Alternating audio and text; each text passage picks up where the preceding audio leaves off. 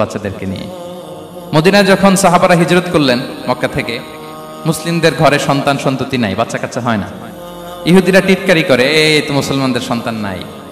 সর্বপ্রথম যেই সন্তান হয়েছে তিনি হচ্ছেন আয়েশা রাদিয়াল্লাহু তাআলা আনহার বড় বোন আসমা বিনতে আবু বকরের ঘর উজাড় করে এক সন্তান এসেছে, পুত্র সন্তান, নাম হচ্ছে আব্দুল্লাহ। কি নাম? আব্দুল্লাহ ইবনে জুবাইর। তো আসমা আব্দুল্লাহকে কোলে নিয়ে বিশ্বনবীর কাছে আসলেন। বিশ্বনবী খেজুর চিবিয়ে ওনার লালা মিশ্রিত রস খেজুর সহ মুখে লাগিয়ে দিলেন। তো আসমা সবসময় গর্ব করে বলতেন যে আমার সন্তানের পাকস্থলীতে সর্বপ্রথম যেটা ঢুকেছে এটা হচ্ছে বিশ্বনবীর লালা মিশ্রিত খেজুরের রস। আল্লাহু আকবার। বাচ্চারা আসলে বিশ্বনবী তাহনিক করতেন, এবং এটা ল্যাবরেটরিক্যালি প্রুভড, সায়েন্টিফিক্যালি প্রুভড যে বাচ্চার জন্মের পরে এরকম মিষ্টি দিলে, স্পেশালি ডেটস নির্যাস যদি দেয়া হয়, তাহলে এটা তার ইমিউন সিস্টেম বাড়ায়, রোগ প্রতিরোধ ক্ষমতা বাড়ায়, তার ব্লাড সার্কুলেশন বাড়ায়, রক্ত সঞ্চালন বাড়ায়। বিশ্বনবী এটা করতেন। অনেক মায়েরা বরকতের জন্য বিশ্বনবীর কোলে বাচ্চা দিতেন। অনেক বাচ্চা বিশ্বনবীর কোলেই পেশাব করেছে, হাদিস সাক্ষী। ওখান থেকে মাসালা এসেছে, মেয়ে বাচ্চা পেশাব করলে কিভাবে ক্লিন হবে, ছেলে বাচ্চা পেশাব করলে কিভাবে ক্লিন হবে। বিশ্বনবী কোলে নিয়েছেন, পেশাব করে দিছে ভরায়া। আল্লাহু আকবার। বাচ্চাদের মাথায় তিনি হাত বুলিয়ে দিতেন। যেই বাচ্চার মাথায় বিশ্বনবী হাত বুলাতেন ওই বাচ্চার মাথায় খুব বেশি বেশি চুল গজাতো। সুবহানাল্লাহ পড়বেন না? এক ভণ্ড, সেও ছিল নবী দাবিদার, মুসাইলামাতুল কাদ্দাব। সে নবীকে কপি করত, নবী যা যা করতো তাই করত। তো সেও তার এলাকায় অনেক বাচ্চাদের মাথায় হাত বুলাই দিতে শুরু করলো, যে মুহাম্মদ বাচ্চার মাথায় হাত বুলালে বাচ্চার মাথায় চুল বড় হয়, আমিও তাই করব। সে বলতো আমিও নবী। সে বলতো নবু আনিস শুনলি ওয়ানিস শুনলাকে মোহাম্মদ, হে মোহাম্মদ, নবু তোমার অর্ধেক আমার অর্ধেক। কি মামুর বাড়ির আবদার দেখছেন? বলে আমারটা আমাকে বুঝিয়ে দাও। তো নবীকে কপি করত। বিশ্বনবী কুয়ার মধ্যে লোনা পানির কুয়ায় থুতু ফেললে মুহূর্তে লোনা পানির কুয়া মিঠা পানির কুয়ায় পরিণত হতো। তো এই বদমাসটা যখন কপি করে থুতু মারছে ওদের এলাকার কুয়ায়, ওটা ছিল মিঠা পানি, ওটা মুহূর্তের মধ্যে লোনা পানির কুয়া হয়ে গেছে। তো বিশ্বনবীকে কপি করে সে তার এলাকার নবজাতক বাচ্চাদের মাথায় যখন হাত বুলিয়ে দিতে শুরু করলো, পরবর্তীতে দেখা গেল ওই বাচ্চাগুলো আজীবন ছিল টাক মাথা। চুল বাড়বে তো দূরের কথা, এদের মাথায় চুলই ওঠে নাই। আল্লাহু আকবার, মুজিজাতুন নবী। বিশ্বনবী মাথায় হাত বুলিয়ে দিতেন, বাচ্চাদেরকে চুমু খেতেন। আপনারা বাচ্চাদেরকে কোলে নেবেন, আদর করবেন, চুমু খাবেন, বিশ্বনবীর সুন্নাহ এটা। বাচ্চাদের সালাম দিতেন। মাঝে মাঝে বাচ্চাদের সাথে মজা করতেন, তাদের সাথে খেলাধুলা করতেন। বাসায় সময় পেলে এটা করবেন, ছেলেমেয়েদেরকে নিয়ে খেলতে নেমে যাবেন। শুধু বাচ্চাদের সাথে ফান করতেন এমন না, ভুল দেখলে শুধরে দিতেন। এক ছোট্ট বাচ্চা কোলে বসে খাবারের প্লেট থেকে এখান থেকে ধরে ওখান থেকে ধরে, তাও বাঁ হাতে। বিশ্বনবী বললেন, ইয়া গোলাম সাম্মিল্লাহ, বিসমিল্লাহ বলো। কুলবি ইয়ামিনিক, বাঁ হাতে নয় ডান হাতে খাও। ওয়া কুল মিম্মা ইয়ালিক, আর এদিক সেদিক থেকে নয়, তোমার সামনে যেটা আছে ওইটা খাও। সুবহানাল্লাহ। শুধরে দিতেন। সাদাকার খেজুরের স্তূপ ছিল, যাকাতের খেজুর। হাসান রাদিয়াল্লাহু তাআলা আনহু, বিষ্ণু ইসলামের দহিত্র, ছোট্ট মানুষ, হাঁটতে হাঁটতে যে খেজুরের স্তূপের দিকে খেজুর নিয়ে খেলতে যায়, হঠাৎ একটা খেজুর খেতে আরম্ভ করলেন। বিষ্ণু বললেন, কেখ কেখ, থামো থামো, ওয়াক থু থু। আমরা যে বাংলা ওয়াক থু বলি, এটার আরবি হচ্ছে কেখ, মানে এই নানা ভাই রাখো রাখো রাখো। আলা তাআলাম ইন্না লা নাকুলুস সাদাকা, নানা ভাই তুমি জানো না আমরা হাশিমি খানদানের, আমরা সাদাকার মাল খেতে পারি না। আঙ্গুল ঢুকিয়ে মুখ থেকে খেজুর বের করে দিলেন। সুবহানাল্লাহ। এভাবে ছোট্ট বাচ্চাদের ভুলগুলো শুধরে দিতেন, কারেকশন করতেন। সুনানে নাসাইতে এসছে, কানা রাসূলুল্লাহ সাল্লাল্লাহু আলাইহি ওয়াসাল্লাম ইয়াজুরুল আনসার, তিনি যখন আনসারীদেরকে ভিজিট করতে যেতেন, ফায়ুসাল্লিমু আলা সিবিয়ানিহি, আনসারী বাচ্চাদেরকে সালাম দিতেন। আপনারা বাচ্চাদের সালাম দেন তো নাকি? নাকি বাচ্চাদের সালামের জন্য বসে থাকেন? অনেকে মনে করে যে আমি মুরব্বী হাজী সাহেব, 80 বছর বয়স, আমি তো শুধু সালাম পাবো, আমি দিব কেন? এরকম একটা ভুল ধারণা আছে না? সালাম শুধু ছোটরা দিবে, ব্যাপারটা কি এমন না? ছোটরা বড়দের দিবে, বড়রা ছোটদের দিবে, সবাই সবাইকে দিবে, ঠিক কিনা বলেন? ইনশাআল্লাহ বলেন সবাই। ওয়ায়ামসাহু বিরুসিহিম, বাচ্চাদের মাথায় হাত বুলিয়ে দিতেন। ওয়ায়াদউ লাহুম, তাদের জন্য দোয়া করতেন। তাহলে বিশ্বনবীর বাচ্চাদের সাথে আচরণ, ডিলিংস, ইন্টারঅ্যাকশন কেমন ছিল বুঝতে পেরেছেন? একবার এক নামাজে ওনার নাতিদেরকে নিয়ে হাজির হলেন, হাসান হুসাইন রাদিয়াল্লাহু আনহুমাকে নিয়ে। তো নামাজের এক সিজদায় বিশ্বনবী এমন লম্বা সময় সিজদায় পড়ে রইলেন, মাথা আর উঠান না। মুসল্লিরা তো অবাক, সাহাবারা ভাবলেন হায় রে, নবীজি অসুস্থ হয়ে গেলেন নাকি, অথবা ওহী নাজিল হলো নাকি। নামাজ শেষে সাহাবারা জিজ্ঞেস করলেন, ইয়া রাসূলুল্লাহ, আপনি কি অসুস্থ হয়েছেন নাকি ওহী নাজিল হচ্ছিল? এত লম্বা সেজদা দিতে তো কখন দেখি নাই। বিশ্বনবী বললেন, না না, কুল্লুন যালিকা লাম ইয়াকুন, কোনটাই না, বরং ওয়ালাকিন নাবিনি ইরতাহালানি, আমার নানা ভাই হাসান হোসাইন সিজদারত অবস্থায় আমার পিঠের উপরে উঠে বসেছিল। ফাকারিহতু আন উআজ্জিলাহু হাত্তা ইয়াকদিয়া হাজাতা, আমি উঠে গেলে তাদের ডিস্টার্ব হবে, এজন্য সিজদায় পড়েছিলাম। যতক্ষণ তাদের পিঠে উঠে খেলতে মনে চেয়েছে তারা খেলেছে, তারা নেমেছে, তারপরে সিজদা থেকে মাথা উঁচু করে দাঁড়িয়েছি। সুবহানাল্লাহি ওয়া বিহামদিহি। তো আমরা কাঁধে নিয়ে খেলবো তো দূরের কথা, আমরা অনেকে বাচ্চাদেরকে মসজিদে দেখলেই রেগে যাই, আছে না নাই? অনেক মুরব্বীরা আছে মসজিদে বাচ্চা দেখতে পারে না, দেখবেন হ্যাঁ, খিটখিটে মেজাজের হয়ে যায়, রিয়্যাক্ট করে। আলহামদুলিল্লাহ গত অনেক বছর ধরে বাংলাদেশে এটা নিয়ে আমরা কন্টিনিউয়াসলি বলেছি যে না, শিশুদেরকে আপনারা মসজিদে আসলে ধমক দিবেন না, ভুল করলে, আওয়াজ করলে, চিৎকার করলেও তাদেরকে বকা দেওয়া যাবে? বলেন। আজকে যদিও বকা খেয়ে মসজিদ থেকে ফিরে যায়, আর কোনোদিন মসজিদের দিকে পা বাড়াবে? ও যাবে ক্লাবে, হ্যাঁ, ও যাবে গানের কনসার্টে, আর ফেরাতে পারবেন মসজিদে? আর আসবে না। খবরদার, আপনার একটা ধমকের কারণে মসজিদমুখী কোনো শিশু যেন অন্যদিকে না যায়। বুঝাবেন যে আব্বু, এটা আমাদের ইবাদতগাহ, পবিত্র জায়গা, কিন্তু দুষ্টামি করতে হয় না, আওয়াজ করতে হয় না, আল্লাহ তোমাকে অনেক গুনাহ দিবে। গুনার ভয় দেখালে কিন্তু বাচ্চারা দুষ্টামি করে না, দেখবেন, ঠিক কিনা বলেন? এই সেন্সটা তাদের আছে, এভাবে বুঝাবেন। মুসনাদে আহমদে একটা হাদিস এসেছে, বিষ্ণু ইসলাম ওনার চাচাতো ভাইদেরকে নিয়ে দৌড় প্রতিযোগিতা করাতেন, লাইন ধরে দাঁড় করাতেন, আর বলতেন, মান সাবাকা ইলাইয়া ফালাহু কাদা ওয়া কাদা, সবাই দাঁড়াও, দেখি কে কার আগে আমাকে দৌড়ে ধরতে পারে, যে ধরতে পারবে তাকে পুরস্কার দেব। আল্লাহু আকবার।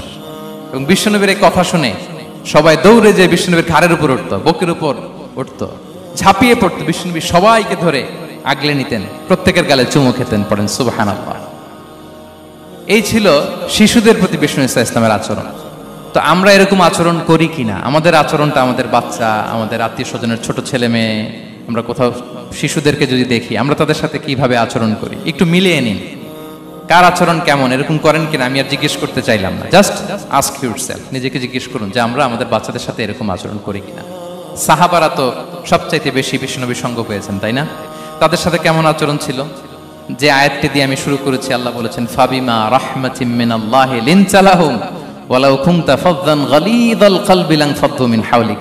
সাহাবারা বিশ্বনবীর এত ভালোবাসা পেয়েছেন, এত সুন্দর আচরণ পেয়েছেন, তারা বিশ্বনবীকে সব সময় আগলে রাখতে চাইতেন, ঘিরে থাকতে চাইতেন, তার সঙ্গ ছাড়তে চাইতেন না। পড়েন সুবহানাল্লাহ। বাসায় ভাল লাগে না, বিশ্বনবীর কাছে চলে যেতেন। ওয়াইফের সাথে মনোমালিন্য, নবীর দরবারে চলে যেতেন। এমনকি কোন সাহাবীর পেটে যদি ক্ষুধা লাগতো, ঘরে খাবার না থাকতো, তারা বিশ্বনবীর কাছে চলে যেতেন। তারা বলতেন, নবীর চেহারার দিকে তাকিয়ে থাকলেই আমাদের ক্ষুধা মিটে যেত। আগলে রাখতেন সবসময় বিষ্ণু ইসলামকে। আর সবসময় বিষ্ণু ইসলাম একটা স্মাইলিং ফেস নিয়ে তাদের সাথে কথা বলতেন, মুচকি হাসবেন। বিষ্ণু বলেন, তাবাসসুমুকা ফি ওয়াজহি আখিকা সাদাকা, you smile to your brother, it's a charity. তোমার ভাইয়ের দিকে তাকিয়ে তুমি যে মুচকি হাসো, এটা সাদাকা দেওয়ার সওয়াব কামিয়ে ফেলো তুমি। এবং সাহাবারা বলতেন, মা রাআইতু আহাদান আকসারা তাবাসসুমান মিন রাসূলিল্লাহ সাল্লাল্লাহু আলাইহি ওয়াসাল্লাম। বিশ্বনবীর চাইতে বেশি কাউকে আমরা কোনোদিন মুচকি হাসি দিতে দেখিনি। মুচকি হাসেন তো আপনারা? মুচকি হাসবেন, হাসলে যদি সাদাকার সওয়াব হয়, তো আমরা মুখ গোমরা করে রাখবো কেন? দেখবেন, যিনি মুচকি হাসে তাকে সবাই পছন্দ করে, আর যিনি গোমরা মুখ থাকে তার দেখতে ভালো লাগে। আমার ভালো লাগে না, আপনাদের লাগে? হাসি কিন্তু সংক্রামক, ইতিবাচক ভাবে সংক্রামক। আপনি হাসলে দেখবেন হেসে হেসে কথা বলে, যার সাথে বলতেছেন তারও একটা হাসি। আপনি গোমরা মুখ থাকলে ওই ব্যক্তিও গোমরা মুখ, ঠিক কিনা বলেন? এবং মুচকি হাসলে স্বাস্থ্য ভালো থাকে, মানসিক স্বাস্থ্যের সাথে এটা সম্পর্ক আছে। দেখেন বিষ্ণু ইসলাম কেমন কনসিডারেট ছিলেন। বিশ্বনবী যদি কারোর সাথে মুসাফা করতেন, ভাই একটু হাত মিলান তো, এই যে ওই লোক হাত সরানোর আগে বিশ্বনবী হাত সরাতেন না। যখন উনি হাতটা টান দিতেন, তখন নবী হাত টান দিতেন। কারোর সাথে কথা বলার সময় এইভাবে আর চোখে তাকাতেন না, এইভাবে না। কথা বলতে হইলে ঘুরে তার দিকে হয়ে তাকে সম্মান দিয়ে, রেসপেক্ট দিয়ে কথা শুরু করতেন। কেউ কোনো গুরুত্বপূর্ণ কথা কানে কানে বলতে চাইলে তিনি কথা শেষ না হওয়া পর্যন্ত মাথা সরাতেন না। সুবহানাল্লাহ, আসতে বলেন। আল্লাহু আকবার, আল্লাহু আকবার। একটু মিলিয়ে নেই, আসলে কি আমরা পারি এত চমৎকার আচরণ উপহার দিতে? কতটা কনসিডারেট ছিলেন দেখেন। এক বেদুইন, অক্ষর জ্ঞানহীন মানুষ, সভ্যতার ছোঁয়া তার মধ্যে লাগেনি। সে মসজিদে নববীতে ঢুকে একবার মসজিদে নববীর মাঝখানে পেশাব করা শুরু করলেন। কি করা শুরু করলেন? কোথায়? টয়লেটে? কোথায়? ইসলামের সবচাইতে দ্বিতীয় সবচাইতে পবিত্র জায়গা বিশ্বনবীর মসজিদের মাঝখানে। সাহাবারা তাকে মারতে উদ্ধত হলেন। বিশ্বনবী বললেন, দাও, থামো থামো, এই থামো থামো। কারণ প্রস্রাব করার সময়, টয়লেট করার সময় হুট করে কাউকে ধমক দেওয়া যায় না, ডাকা যায় না, দরজায় বড় নক করা যায় না, করলে তার ক্ষতি হতে পারে, এটা করবেন না। বিষ্ণু বললেন, দাও ওয়া হারিকু আলা বাউলিহি সাজলান মিন মা, এই রাখো রাখো, বেচারাকে পেশাব করতে দাও, করতে দাও, করতে দাও, পেশাব করতে দাও। সে পেশাব শেষ করলো। বিষ্ণু বললেন, এক বালতি পানি ঢেলে দাও। এই এক বালতি পানি বালুতে মিশে জায়গাটা পরিষ্কার হয়ে যাবে। এরপর বিষ্ণু ইসলাম বললেন, ফা ইন্নামা বুইসতুম মুয়াসসিরিন ওয়া লাম তুবআসু মুআসসিরিন, তোমরা এত কঠোর হচ্ছ কেন? আল্লাহ তো তোমাদেরকে কঠোর করে পৃথিবীতে পাঠাননি, সহজপন্থী করে আল্লাহ তাআলা আমার এই উম্মতকে পৃথিবীতে পাঠিয়েছে। পড়েন সুবহানাল্লাহ। দেখেন কত চমৎকার আচরণের ছিলেন। এবং পরে লোকটাকে বুঝিয়ে বললেন, সে কালিমা পড়ে মুসলমান হয়ে গিয়েছে। আল্লাহু আকবার। এই ছিল বিষ্ণু ইসলামের ইন্টারাকশন সাহাবাদের সাথে। এবং সাহাবাদের জন্য তিনি দোয়া করতেন প্রাণ ভরে। প্রিয় ভাইরা, দোয়া চাওয়া, দোয়া করা দুটোই সুন্নাহ। প্রাণ ভরে তিনি সাহাবাদের জন্য দোয়া করেছেন। বিষ্ণু ইসলাম একবার ওয়াশরুম সেরে এসে দেখলেন কে যেন অজুর পানি রেখে গিয়েছে। জিজ্ঞেস করলেন, কে রেখেছে? বলা হলো, আব্দুল্লাহ ইবনে আব্বাস রেখে, ছোট্ট আব্দুল্লাহ। বিষ্ণু ইসলাম খুশি হয়ে গেলেন, হায় রে, সে কিভাবে খেয়াল করলো, আমি এখন ওয়াশরুম থেকে আসলেই তো আমার অজুর পানি লাগবে। খুশি হয়ে একটা দোয়া করলেন তার জন্য। তিনি বললেন, আল্লাহুম্মা ফাক্কিহহু ফিদ্দীন ওয়া আল্লিমহু তা'ওয়িল, মানে হে আল্লাহ, আপনি তাকে দ্বীনের জ্ঞান দেন এবং কোরআনের ব্যাখ্যা তারে শিক্ষা দেন। বিশ্বনবীর এই দোয়া এমন ভাবে কবুল হয়েছে, এই আব্দুল্লাহ ইবনে আব্বাস যত মুফাসসির পৃথিবীতে আসবে সকল মুফাসসিরদের সম্রাট হিসেবে আল্লাহ তাকে কবুল করেছেন। বিশ্বনবীর দোয়া তারা পেয়েছেন। উম্মে সুলাইম রাদিয়াল্লাহু তাআলা আনহা, আনাস রাদিয়াল্লাহু তাআলা আনহুকে নিয়ে আসলেন। বললেন, নবী হে, আপনি এসেছেন, আমরা যে এত খুশি মদিনাবাসী, সবাই দেখে আপনার হাতে কিছু না কিছু হাদিয়া দেয়, আমি কি দিব? কিছু দেয়ার নাই, কিছু দেয়ার নাই, আমি গরিব মানুষ, আমি আমার নার ছেঁড়া ধন, কলিজার টুকরা আনাস, আমার শিশু সন্তানটারাই আপনারে হাদিয়া দিয়ে দিলাম। খুয়াইদিমুকা আনাস, নবী হে, সে আপনার ছোট্ট খাদেম হবে, আপনার কাজ করে দিবে। উদু আল্লাহ আলাহ, আপনি তার জন্য একটু দোয়া করেন। বিষ্ণুনবী দোয়া করলেন। কি দোয়া করলেন? আল্লাহুম্মা আকসির মালাহু ওয়া ওয়ালাদা, আল্লাহ আনাসের সম্পদও বাড়ায় দাও, ওয়া ওয়ালাদা, তার সন্তানও বাড়ায় দাও। দেখেন এই দোয়ার কি বরকত।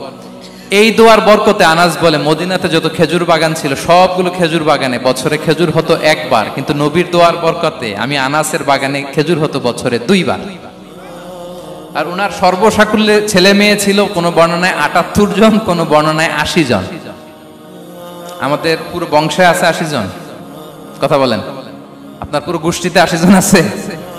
উনার শুধু ছেলে মেয়ে, একজনের ছেলে মেয়ে কয়জন?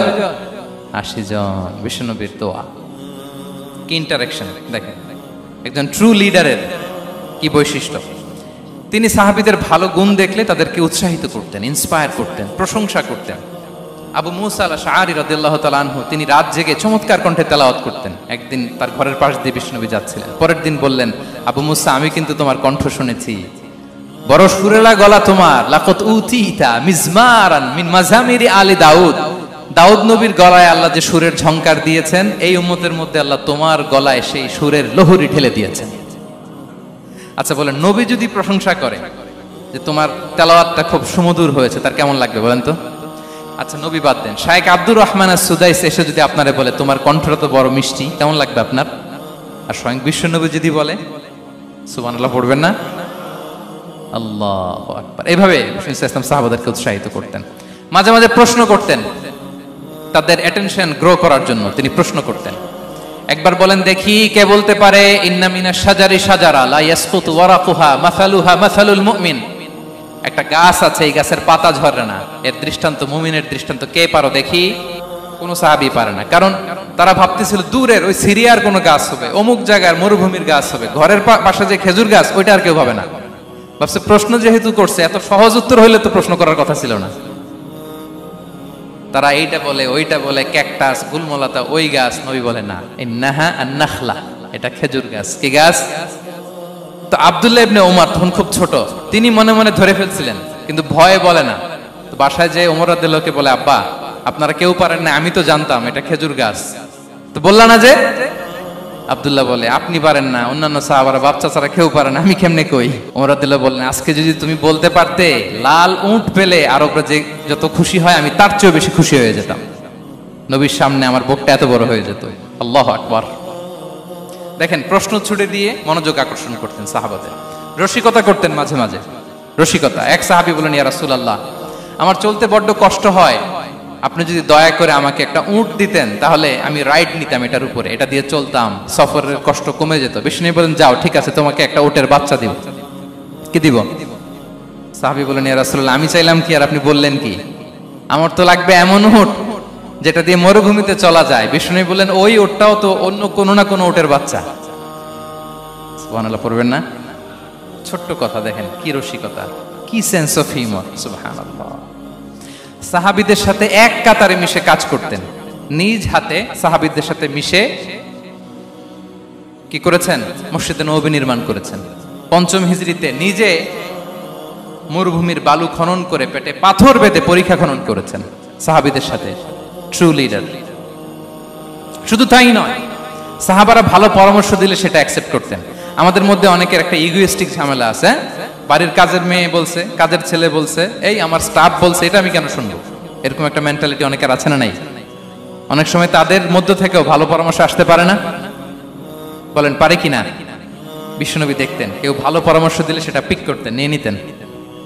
বদরের যুদ্ধে মুসলিম সৈন্যরা কোথায় ক্যাম্প করবে, বিশ্বনবী হঠাৎ একটা জায়গায় ক্যাম্প স্থাপনের নির্দেশনা দিলেন। হাব্বাব ইবনুল মুনজির রাদিয়াল্লাহু তাআলা আনহু, তিনি বললেন, ইয়া রাসূলুল্লাহ, অনুমতি দিলে একটা কথা বলবো। কি কথা?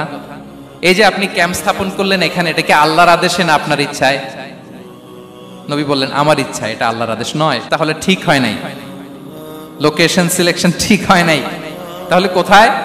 হাব্বাব বললেন, ইয়া রাসূলুল্লাহ, ওই যে কূপ দেখা যায় ওখানে, দ্যাটস আওয়ার লোকেশন, ওখানে করলে ভালো হবে। কেন? বলতেছে, আমরা ওখানে ব্যারিকেড দিয়ে রাখবো, পানি আমাদের কন্ট্রোলে থাকবে, কুরাইশরা পানির অভাবে যুদ্ধ ছাড়াই মরবে, আমরা পানি খেয়ে যুদ্ধ করবো। সুবহানাল্লাহ বলেন।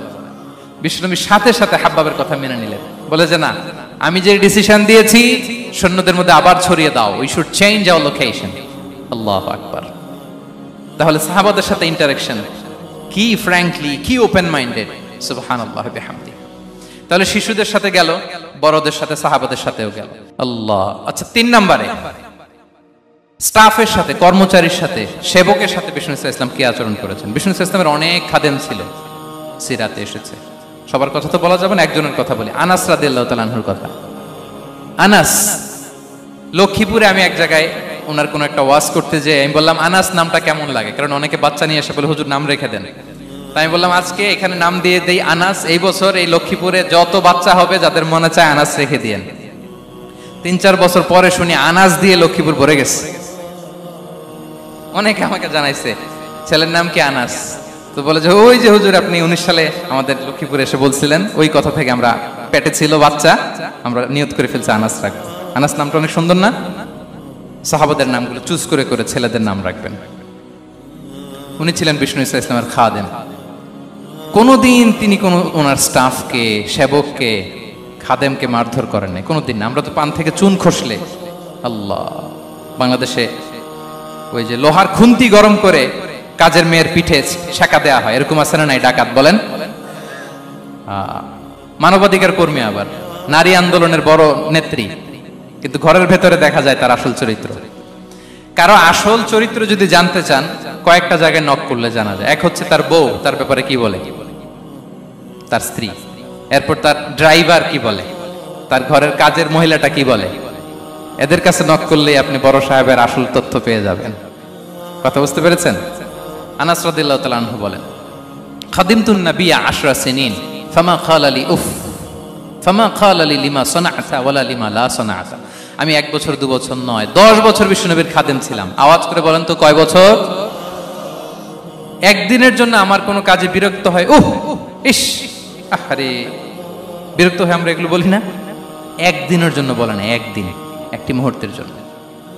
এই 10 বছরে একটিবারও প্যারা নবীজি বলেন নাই, আনাস এটা কেন করলে? একবারের জন্য বলে নাই, আনাস এটা করলে না কেন, একবারের জন্য তিনি বলেন। আনাস রাদিয়াল্লাহু তাআলা আনহু বলেন, একদিন একটা কাজে সম্ভবত জুব্বা আনতে আমাকে বিষ্ণু পাঠিয়েছিলেন। আমি ছোট মানুষ, জুব্বা আনতে যে ভুলে আমি মদিনার বাচ্চাদের খেলা দেখতে আরম্ভ করলাম। বাচ্চারা রাস্তায় খেলাধুলা করে না, বিষ্ণুনবী যেটা আনতে পাঠিয়েছে ওইটা না এনে ভুলে, ছোট মানুষ তো সেও দাঁড়িয়ে দাঁড়িয়ে মদিনার ছেলেমেয়েদের খেলা দেখতেছে। এখন সময়ের পর সময় যায়, ঘন্টার পর ঘন্টা যায়, আনাস তো আর আসে না জুব্বা নিয়ে। বিষ্ণুনবী ভাববেন, হায় রে আনাস মনে ভুলে গেছে, যাই নিজের কাজ নিজেই করে নিয়ে আসি। বিষ্ণুনবী বেরোলেন, বেরোই দেখে ওই তো আনাস, আমার আনাস বাচ্চাদের সাথে খেলা দেখতেছে। আমরা হইলে কি করতাম? আমরা হইলে কি মাইর, ওই যে ডাইরেক্ট মাইর। আল্লাহ, আজকে তোর একদিন কি আমার একদিন না। বিষ্ণুনবী গেলেন, তিনিও বাচ্চাদের সাথে খেলা দেখতে শুরু করলেন, কিছুই বললেন না, শুধু আলতো হাতে আনাসের পিঠে হাত রাখলেন, ঘাড়ে আলতো হাতে। বিষ্ণুনবীর হাতটা রেশমের চেয়েও সফট ছিল। হাত রাখলেন, হাত রাখাতে আনাস রাদিয়াল্লাহু তাআলা আনহু ফানাযারতু ইলাই, তিনি বললেন আমি পিছনের দিকে তাকালাম, বিষ্ণুনবীর দিকে আমি তাকালাম, হঠাৎ করে দেখলাম যে বিষ্ণুনবী। তাকানোর পর পর আমি ভয় পেয়ে গেলাম, কিন্তু বিষ্ণু সাল্লাল্লাহু আলাইহি ওয়াসাল্লাম ধমকও দেয় নাই, কিরে আনাস তুই এখানে, এটাও বলে নাই। তাকালাম, ওয়া হুয়া ইয়াদহাক, তিনি একটা মুচকি হাসি দিলেন। বললেন, আনাস তোমাকে না কাজে পাঠিয়েছিলাম, এখানে কেন? আনাস বলে, ইয়া রাসূলুল্লাহ ক্ষমা করে দেন, আমি যাচ্ছি।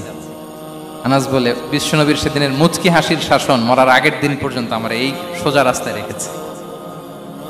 ভাইরা আমার, শাসন করতে জানলে পিট্টি দেয়া লাগে না, ধমক দেয়া লাগে না, মার দেয়া লাগে না। শাসন করতে জানলে একটা মুচকি হাসি দিয়ে শাসন করা যায়। এবার জানবো স্ত্রীর সাথে আচরণ। স্ত্রী যার সাথে আমার সম্পর্ক খুবই গভীর, খুবই মজবুত, তার সাথে কেমন আচরণ ছিল। সিরাতে অনেক কথা এসেছে, আমাদের সময় নেই, সংক্ষেপে বলি। স্ত্রীদের তিনি আগে সালাম দিতেন, মসজিদ থেকে ঘরে পৌঁছে দিতেন, ঘরের কাজে সহযোগিতা করতেন, ওঠে ওঠার সময় হেল্প করতেন, মাঝে মাঝে স্ত্রীদের পরামর্শও নিতেন। আপনারা এগুলো করেন তো? করেন? এই যে আওয়াজ নাই, পেছনে কিন্তু ভাবিরা বসে আছে সবাই, উল্টা পাল্টা বললে এখানে উইটনেস আছে, খবর আছে আজকে। এগুলো করেন? করেন?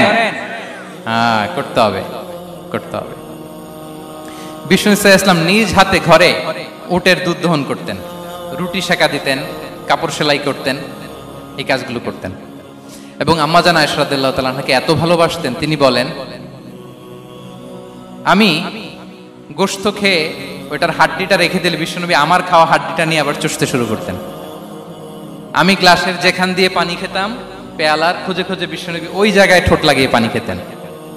মাইমুনা রাদিয়াল্লাহু তাআলা আনহা বলেন যে আমি আর বিশ্বনবী এক বালতি থেকে মগ দিয়ে পানি নিয়ে দুজনে গোসল করেছি। আল্লাহু আকবার, কি চমৎকার আচরণ। এবং স্ত্রীদের নিয়ে তিনি সফর করতে বেরোতেন। একবার রাত্রিবেলা বিষ্ণু সাল্লাল্লাহু আলাইহি ওয়াসাল্লাম এবং আম্মা জান আয়েশা রাদিয়াল্লাহু তাআলা আনহা, বিষ্ণু বলেন চলো তো আমরা একটু দৌড় দেই, এক্সারসাইজ হয়ে যাবে। দুইজনে দৌড় দিলেন। তখন আম্মা জান আয়েশা রাদিয়াল্লাহু তাআলা আনহা একটু স্লিম ছিলেন, তো দৌড়ে বিশ্বনবী পিছে পড়ে গেলেন, আম্মা জান আয়েশা ফার্স্ট হয়ে গেলেন, আগে চলে গেলেন। বড্ড খুশি, উনি বিশ্বনবীকে হারিয়েছেন।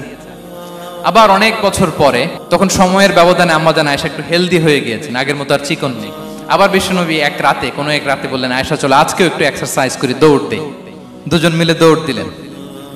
আজকে বিশ্বনবী আর আম্মা জান আয়েশাকে চান্স দেন নাই, তিনি জোরে দৌড়ে আম্মা জান আয়েশাকে রানার আপ করে দিলেন, উনি ফার্স্ট হয়ে গেলেন। এরপর কি বললেন জানেন? সুনানে আবু দাউদের হাদিস, তিনি বললেন, ইয়া আয়েশা হাদিহি বিতিলকা সাবকা। দেখেন বিশ্বনবী মনে রাখছেন, নোটে রাখছেন। বিষ্ণু বলেন, আয়েশা ওই যে এত বছর আগে কোন এক রাতে মরুভূমিতে দৌড়ে আমাকে হারাইছিলা, আজকে ওইটার বদলা নিয়ে নিলাম। তিলকা সাবকা, ওইটার বিনিময়ে এটা। ওই দিন তুমি জিতছিলা, আজকে তোমার উপর আমি জিতে গেলাম। কি হৃদ্যতা ছিল, কি সম্পর্ক ছিল স্ত্রীর সাথে। তাই বলে মনে করবেন না যে কোনো মনোমালিন্য হতো না, হতো। মানবিক যে ব্যাপারগুলো, মাঝে মাঝে একটু ছোটখাটো মিষ্টি ঝগড়া, একটু মনোমালিন্য, এটাও হতো। এবং বিশ্বনবী এটাও টের পেতেন। তিনি বলতেন, আয়েশা ইন্নী লা আ'লামু ইযা কুনতি আলাইয়া গাদবা ওয়া ইযা কুনতি আলাইয়া রাদিয়া।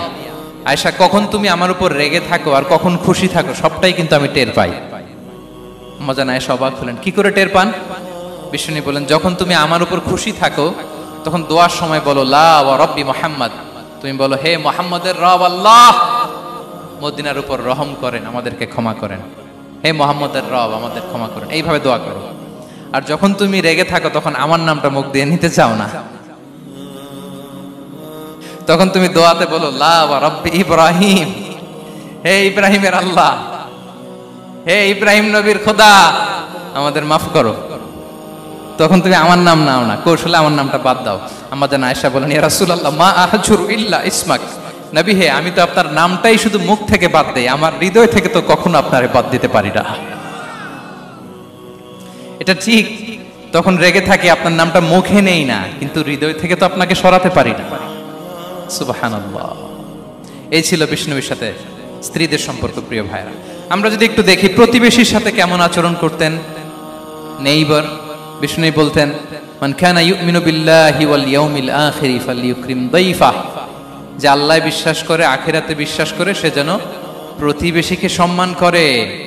এবং একবার আবু যার আল গিফারি রাদিয়াল্লাহু তাআলা আনহুকে বিষ্ণু ইসা ইসলাম বলেন, আবু যার ইযা তাবাখতা মারাকান ফাআকসির মাআ, হে আবু যার তুমি যদি কখনো ঝোল তরকারি রান্না করো, ঝোলের তরকারি খাইছেন? আপনাদের সাউথ কোরিয়াতে তো বিখ্যাত একটা ঝোলের তরকারি আছে, কি নাম যেন, মাছের মেয়ংথাং। আমরা একটা শব্দ শিখছিলাম, কি যেন বলে, খামসা হামনিদা। কয়েকটা শব্দ শিখাই দিছে ভাইরা আমাকে। তো এই যে নামটা বললাম, ঝোলের মধ্যে ট্যাংরা মাছ, শিং মাছ ঝোল দেয়া একটা তরকারি। তো আবু যার গিফারিকে বিষ্ণু ইসলাম বলেন ইদা তাবাখতা মারাকান ফাকফির মা, হে আবু যার কখনো যদি ঝোলের তরকারি রান্না করো একটু বেশি করে পানি দিও, যাতে করে তোমাদের পাশাপাশি তোমার প্রতিবেশীর সাথে একটু ঝোল শেয়ার করতে পারো। প্রতিবেশীকে এত গুরুত্ব দিতেন। তিনি বলতেন লাইসাল মুমিন আল্লাযী ইয়াশবাহ ওয়া জারুহু জাইউন ইলা জামবিহি, সে মুমিন নয় যে পেট পুরে খায় আর তার প্রতিবেশী না খেয়ে রাত যাপন করে, সে মুমিন নয়। দেখেন প্রতিবেশীকে কত গুরুত্ব তিনি দিয়েছেন। বিশ্বনবীর এক ইহুদি প্রতিবেশী ছিল। কোন ধর্মের? সবাই বলেননি, একসাথে আওয়াজ করে বলেন, কোন ধর্মের প্রতিবেশী? ওই ইহুদির এক ছেলে বিশ্বনবীর কিছু কাজ করে দিতেন। অনেকদিন হলো ছেলেটা আসে না, খোঁজ নিলেন, শুনলেন সে অসুস্থ। শুনলেন ইহুদি ছোট্ট ছেলেটা কি, বিশ্বনবী দেখতে গেলেন। মুসলিম শিশুকে দেখতে গেলেন নাকি? কোন ধর্মের শিশু? তার মানে আপনার প্রতিবেশী যদি হিন্দু হয়, বৌদ্ধ হয়, খ্রিস্টান হয়, দ্যাট ডাজন্ট ম্যাটার, আপনি তার বিপদে আপদে পাশে থাকবেন। এটাই ইসলামের শিক্ষা, ঠিক কিনা বলেন? এই যে আপনাদের এখানে বুদ্ধিস্ট নেইবার আছে, হিন্দু নেইবার আছে, খ্রিস্টান নেইবার আছে, তারা বিপদে পড়লে তো আপনার যাওয়ার দরকার নাই না? যাবেন, খোঁজ খবর নিবেন, ভিজিট করবেন, পাশে দাঁড়াবেন। আপনি যে তাদের খোঁজ খবর নিতেছেন, মুসলিম হয়েও আপনি এত চমৎকার আচরণের, এটা দেখেই অনেকে কালিমা পড়ে মুসলমান হয়ে যাবে। এটাই তো দ্য বিউটি অফ ইসলাম, ইসলামের সৌন্দর্য। বিশ্বনবী হিন্দু মুসলিম ইহুদি বাছেন নাই, ছোট্ট ইহুদিটাকে দেখতে গেলেন, যে দেখে হায় রে, কাতর হয়ে সে বিছানায় মৃত্যু শয্যায় শুয়ে আছে। বাচ্চাটার মাথায় হাত বুলিয়ে দিলেন, হাত বুলিয়ে বাচ্চাটাকে, ইহুদি বাচ্চাটাকে বললেন আসলিম, হে শিশু তুমি ইসলাম ধর্ম গ্রহণ করো। এখন ছোট্ট মানুষ, তার বাবা আবার পাশে দাঁড়িয়ে আছে, আব্বা কি বলে না বলে, সে নাযারা ইলা ওয়াজহি আবি, বাবার দিকে তাকালেন। তা বাবা বলে আতি আবুল কাসিম, মানে বিষ্ণু ইসলামের কুনিয়াত, বড় ছেলে ছিল কাসিম, তাকে বলা হতো আবুল কাসিম। ইহুদি বাবা বলল মুহাম্মদ যা বলে তাই করো। সাথে সাথে সে পড়ল আশহাদু আল্লা ইলাহা ইল্লাল্লাহ ওয়া আশহাদু আন্না মুহাম্মাদুর রাসূলুল্লাহ। বিশ্বনবী বেরোয়ার সময় বললেন আলহামদুলিল্লাহিল্লাযী আনকাযাহু মিনান নার, প্রশংসা সে আল্লাহ যে একটু আগে জাহান্নামী হওয়ার কথা ছিল, মুহূর্তে কালেমার মধ্য দিয়ে তাকে জান্নাতি বানিয়ে দিলেন। দেখেন প্রতিবেশীর সাথে কি আচরণ। ইহুদি প্রতিবেশীর পাশে দাঁড়িয়েছেন, অসুস্থ, ভিজিট করেছেন। আমরা যেন আমাদের প্রতিবেশীর খোঁজ রাখি। অভুক্ত প্রতিবেশী রেখে আপনি পেট পুরে খেয়ে তাহাজ্জুদ করলে ওই তাহাজ্জুদ আল্লাহর দরবারে যাবে না। খবরদার, খবরদার, আমরা যেন প্রতিবেশীর সাথে সুসম্পর্ক রাখি। বদরের যুদ্ধে 70 জন বন্দী হয়ে আসলো। বিশ্বনবী 70 জনকে সাহাবাদের মধ্যে ভাগ করে দিলেন, বললেন তোমরা খারাপটা খাবে, বন্দীদেরকে ভালোটা খাওয়াবে। কি নমুনা স্থাপন করেছে ইসলাম। সুমামা ইবনে উসাল রাদিয়াল্লাহু তাআলা আনহু নামে এক যুদ্ধবন্দীর ছোট্ট ঘটনা বলে আমি পয়েন্টটা শেষ করছি। ইয়ামামার বড় লিডার ছিলেন, যুদ্ধবন্দী হয়ে মদিনায় আসলেন, নাম সুমামা ইবনে উসাল রাদিয়াল্লাহু তাআলা আনহু। তখন মুশরিক ছিলেন, যুদ্ধবন্দী হিসেবে আনা হলো, তাকে মসজিদে নববীর পিলারের সাথে রশি দিয়ে বাঁধা হলো। বিষ্ণুনবী বললেন, সুমামা কি অবস্থা তোমার, কেমন লাগে, তোমার সাথে কেমন আচরণ করা হবে বলো। বললেন, মুহাম্মদ তুমি চাইলে মারতেও পারো, বাঁচিয়েও রাখতে পারো। বিষ্ণুনবী বললেন, সুমামা এ দুনিয়াটাই শেষ নয়, আখিরাতে বিশাল এক জগৎ পড়ে আছে, তুমি যদি শাহাদা বাক্য পড়ো আমাদের ভাই হয়ে যাবা, তোমার সেফটি সিকিউরিটির দায়িত্ব আমাদের, আমরা তোমরা সবাই মিলে এক। তারপর একে একে বিশ্বনবী তার সাথে ইসলামের সৌন্দর্যগুলো তুলে ধরলেন, সালাত কি, জাকাত কি, এগুলো বুঝালেন। বাড়িতে যেয়ে বললেন সবচেয়ে ভালো খাবার রান্না করো, একজনকে দিয়ে মসজিদে পাঠালেন। যুদ্ধবন্দীর সাথে কি আচরণ দেখছেন। এরপরের দিন বিশ্বনবী আবার তাকে ইসলামের দাওয়াত দিলেন। এরপর বাড়িতে এসে একজনকে বললেন, যাও আমার ওই উটের দুধ দহন করে তাকে এক পেয়ালা গরম দুধ দিয়ে আস। আমরা জামাইকেও তো এরকম সমাদর করি না, কি বলেন। তৃতীয় দিন বিশ্বনবী আবার খাবার নিয়ে গেলেন, আবার ইসলামকে তুলে ধরলেন। সুমামা তো অবাক, যুদ্ধবন্দীদের সাথে মুসলমানরা এরকম আচরণ করে। 3 দিন ধরে লাগাতার যখন ইসলামকে প্রেজেন্টেশন শেষ, বিষ্ণু বললেন, যাও এবার সুমামা ইবনে উসালের রশিটা খুলে তাকে ছেড়ে দাও। সাহাবারা বললেন, বলেন কি ইয়া রাসূলুল্লাহ, ভয়ঙ্কর, বিশ্বাসঘাতকতা করবে, মেরে ফেলবে আমাদের। বিষ্ণু বললেন, না আমি যা জানি তোমরা তা জানো না, ছেড়ে দাও। সুমামাকে ছেড়ে দেয়া হলো। সুমামা বের হলেন মসজিদ থেকে, ফিরে তার ভূখণ্ড, তার এলাকা ইয়ামামাতে তিনি গেলেন না। মদিনার মসজিদে নবীর পাশে খেজুর বাগানের পাশে তিনি অজু করলেন, গোসল করলেন, অজু করলেন। এরপর ফিরে এসে বিশ্বনবীর সামনে দাঁড়িয়ে বললেন, আশহাদু আল্লা ইলাহা ইল্লাল্লাহ ওয়া আশহাদু আন্না মুহাম্মাদান আবদুহু ওয়া রাসূলুহু, আমি সাক্ষ্য দিচ্ছি আল্লাহ ছাড়া কোনো ইলাহ নেই, আপনি আল্লাহর প্রেরিত রাসূল। হে মুহাম্মদ, আপনার চাইতে নিকৃষ্ট মানুষ আমার কাছে কেউ ছিল না, কিন্তু এখন থেকে আপনার চাইতে কোনো প্রিয় মানুষ আমার জীবনে নেই। ইসলামের চাইতে নিকৃষ্ট কোনো ধর্ম আমার জানা ছিল না, আজ থেকে ইসলামের চাইতে প্রিয় ধর্ম আমার কাছে নেই। মদিনার চেয়ে নিকৃষ্ট কোনো শহর আমার কাছে ছিল না, সবচেয়ে অপছন্দের শহর, আজ থেকে মদিনার চেয়ে প্রিয় শহর আমার কাছে নেই। দিস ইজ ইসলাম। বিশ্বনবী বললেন, হে নবী, আপনি আমাকে উমরার অনুমতি দিন। তিনি উমরা করতে গেলেন। বিষ্ণু তাকে তালবিয়া শিখিয়ে দিলেন। এই প্রথম কেউ মুসলিম সুমামা ইবনে উসাল, উনিই প্রথম মুসলিমদের মধ্যে উমরা করেছেন তালবিয়া পড়তে পড়তে, লাব্বাইক আল্লাহুম্মা লাব্বাইক পড়তে পড়তে। উমরা করা শেষে ইয়ামামা থেকে গম আসতো মক্কায়, ওই গম পিষে রুটি বানিয়ে মক্কাবাসী খেয়ে বেঁচে থাকতো। উনি ঘোষণা দিলেন, মুহাম্মাদের অনুমতি ছাড়া ইয়ামামার একটি গমের দানা আজ থেকে মক্কায় পৌঁছবে না।